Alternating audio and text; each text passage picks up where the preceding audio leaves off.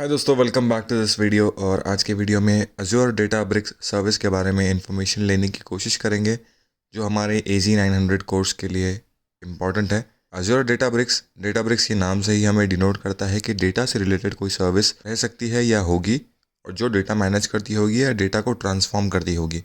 इसका typical definition क्या होता है सिंपल लैंग्वेज में, ये पहले देख लेते हैं। लास्ट वीडियो में हमने देखा था अज़ूर SD इनसाइट्स के बारे में, जो डेटा क्लाउड पे इंजेस्ट करता है, फिर डेटा को रॉ डेटा से एक यूज्ड या यूजेबल फॉर्मेट डेटा में ट्रांसफॉर्म करता है, और उसके बाद वो डेटा को प्रॉपरली सेग्रीगेट करके या मैनेज करके क्लाउड पे अपलोड करता है, और फिर क्लाउड पे अपलोड होने के बाद, सेव होने के बाद वो रिपोर्टिंग टूल पे जाता है एनालिसिस पर्पस के लिए, जो ऑर्गेनाइजेशंस को चाहिए होता है। अज़ूर डेटाब्रिक्स भी सेम काम करता है, लेकिन HD इनसाइट्स में हमारे पास काफ़ी क्लस्टर्स थे दूसरे सर्विसेज के साथ इंटीग्रेटेड, जैसे कि Kafka, hive, HBase, Apache spark. ऐसे मल्टीपल सर्विसेज एम्बेडेड थे या इंटीग्रेटेड थे जो HD इनसाइट्स में हमें मिल सकती थी। मतलब अगर कोई यूज़र को काफका ये सर्विस के बारे में एक्सपर्टीज़ है तो वो काफका का क्लस्टर क्रिएट कर सकता है अज़ूर SD इनसाइट इस सर्विस के अंदर, और उस पर एंड टू एंड डेवलपमेंट या प्रोसेस साइकिल बना सकता है डेटा ट्रांसफॉर्मेशन या डेटा मैनेजमेंट के लिए। अज़ूर डेटाब्रिक्स भी सिमिलर सर्विस प्रोवाइड करती है, जैसे कि यहाँ पे लिखा है कि HD इनसाइट्स की जैसी ही ये सर्विस है। सिर्फ डिफरेंस ये है कि अज़ूर डेटाब्रिक्स के अंदर अपाची स्पार्क ये एक डेटा मैनेजमेंट की सर्विस या ये डेटाब्रिक्स की सर्विस इंटीग्रेटेड है, जो लार्ज स्केल के डेटा ट्रांसफॉर्मेशन को या लार्ज स्केल के डेटा मैनेजमेंट को परफॉर्म करता है अज़ूर डेटाब्रिक्स के अंदर।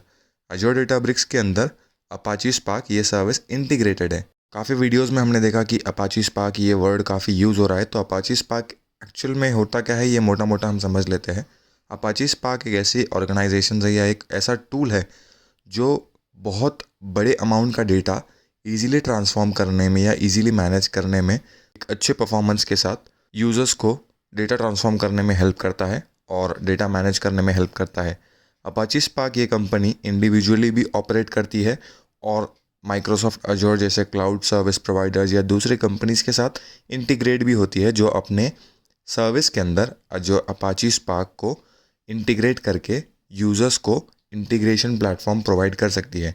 मतलब अज़ूर डेटाब्रिक्स के अंदर अगर किसी को अपाची स्पार्क यूज़ करना है, बेसिकली अपाची स्पार्क ही यूज़ होता है, तो उसके लिए अज़ूर डेटाब्रिक्स सर्विस अवेलेबल है माइक्रोसॉफ्ट अज़ूर में, ताकि यूज़र को अपाची स्पार्क अलग टूल पे ना जाना पड़े। माइक्रोसॉफ्ट क्लाउड के अंदर ही, माइक्रोसॉफ्ट अज़ूर के क्लाउड के अंदर ही डेटाब्रिक्स सर्विस के अंदर उसको बिग डेटा मैनेज हो जाए अपाची स्पार्क ये क्लस्टर के थ्रू। तो डेटाब्रिक्स में क्लस्टर क्रिएट होता है जो अपाची स्पार्क का रहता है, जो बड़े बड़े अमाउंट के डेटा ट्रांसफॉर्मेशन में काम में आता है। डायग्राम के थ्रू समझ लेते हैं कि अगर हमारे पास कोई वेब एप्लीकेशन से या डेटाबेस सर्विस से या रॉ डेटा से रियल टाइम डेटा या पार्शियल रियल टाइम डेटा हमारे पास आ रहा है, तो डेटाब्रिक्स सर्विस के अंदर जो अपाची स्पार्क क्लस्टर एम्बेडेड या फिर इंटीग्रेटेड होता है, जैसे ही हम क्लस्टर क्रिएट करते हैं तो वो अपाची स्पार्क का क्लस्टर क्रिएट होता है डेटाब्रिक्स सर्विस के अंदर। डेटा को इंजेस्ट करने का मतलब क्लाउड पे अपलोड करने का, फिर रॉ डेटा को यूजेबल फॉर्मेट में ट्रांसफॉर्म करने का, उसके बाद क्लाउड में स्टोर करने का, और फिर रिपोर्टिंग टूल जैसे कि